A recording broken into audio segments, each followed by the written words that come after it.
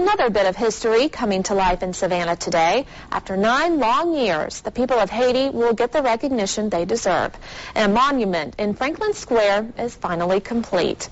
And today, everyone got to see it. Our Justin Burrows shows us why this sculpture is so significant.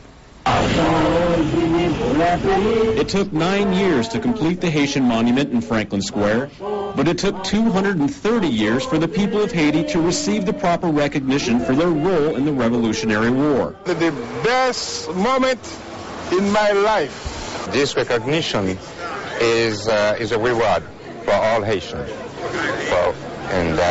whether they're in the U.S. or in Haiti. The monument was originally unveiled unfinished with only 4 statues in 2007.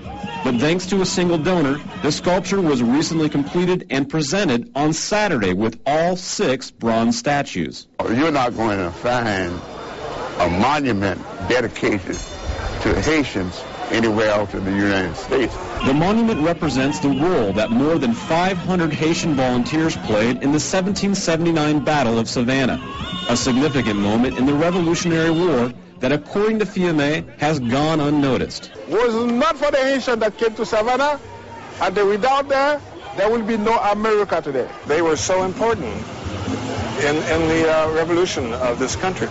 I mean, that we could be speaking with an English accent if it wasn't for the Haitians. And according to Alderman Jones, we should all be proud of the sacrifices represented by this monument. They volunteered and came here, shed their blood, and died for the freedom of the United States. It's a moment of pride for all of us. And I think every single Haitian I know are proud to be part of U.S. history. And now that history stands tall for all to see. In Savannah, Justin Burrows, WTOC News. Well, that sculpture is estimated to have cost more than $800,000.